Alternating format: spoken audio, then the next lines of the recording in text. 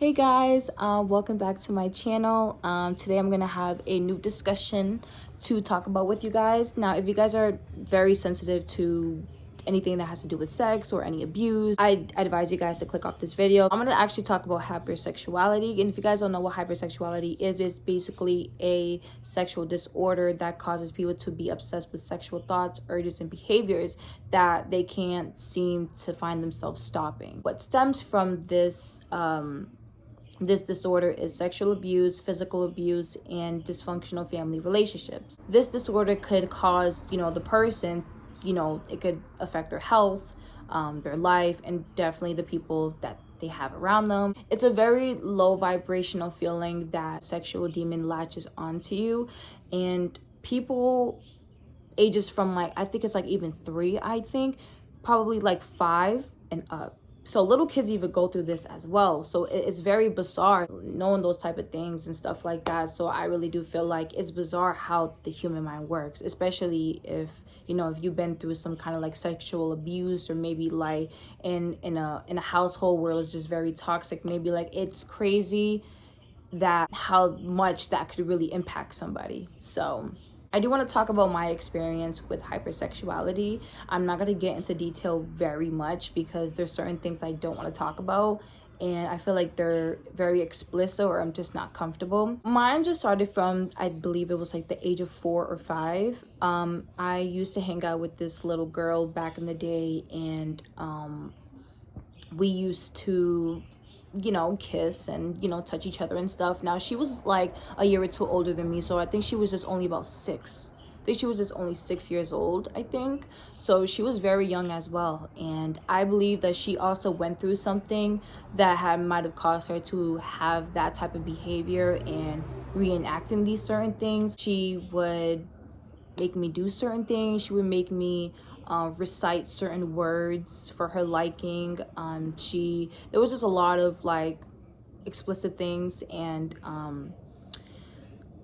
so that's just kind of how that started, and I believe that was just kind of the normal thing to do. That's what I thought kids were doing, because I just didn't know any better. I was only 5, so I was doing it with other girls, and I was just kissing other girls, making out with them, touching them, because I was interested in the women body, and the way how that first happened to me with the girl that I used to hang out with. I just felt as though that's what something people did, and it grew more interest in me to kind of explore women and stuff, and I was just very interested. So I masturbated, I think, when I was very little. I would just kind of rub myself, I would get a pillow, rub myself against it, and that is definitely a huge red flag. If you see your kid doing that, please really need to take a step back and what is going on. If your kid, hopefully this does not happen, but if you do see these certain type of behaviors in your child, then you really need to sit down and have a talk with them, because there is probably something going on that you don't know that is happening to that child. Children don't do things for no reason. They're doing certain things because there's probably something going on. They probably showed this little kid something, and it's crazy. So I'm hoping that never happens to anybody. I hope it does not happen to anyone. But if you do see these behaviors, saying certain words, saying certain things, their behaviors are kind of questionable, definitely examine that, because that's not good. That's not good. I wish somebody would have done that to me, kind of what's going on, why are you doing that, I ended up growing my interest in boys, probably at the age of 8. So I was interested in that. I was experiencing here and there. I will still experience it with girls, but it started shifting to boys a little bit over time, in a couple of years. After the age of 8, there were certain things that I would look up online, when it came to the male body.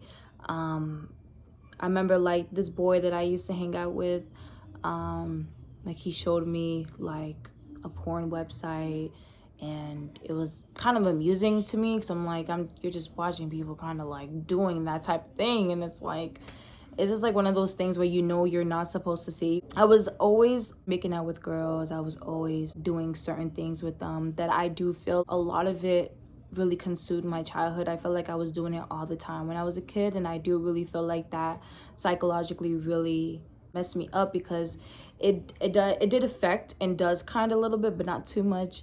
It does affect my adolescence, and I really do, and I think that things really could have been better. With that being said, when I started shifting my interest in, you know, boys, I was really liking that masculine. I drifted my way off from girls, and then I was enjoying the masculinity around me, because it was just something that I really loved the most.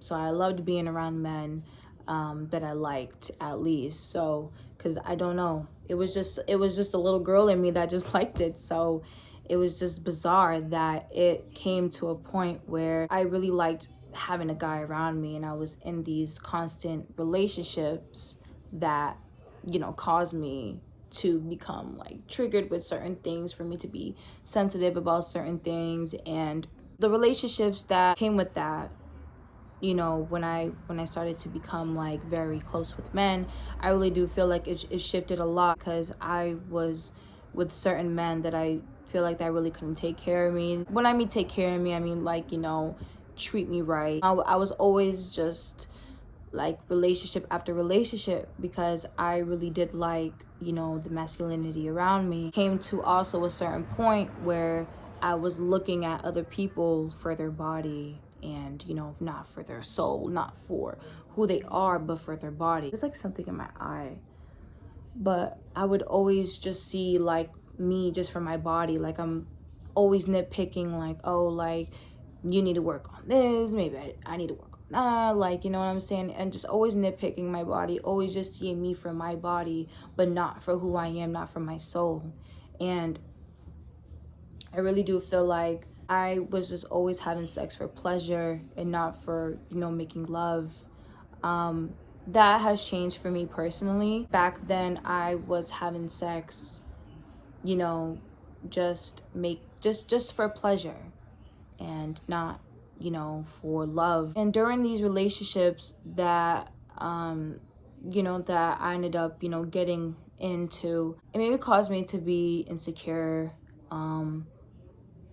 Felt as though that I was like losing my self-esteem. I became not very obsessed with porn, but I did became like dependent a little bit with porn when it came to like my sexual urges. Like if I just wanted to just get off, just to get off, then I would. Or maybe if I was stressed, then I was stressed.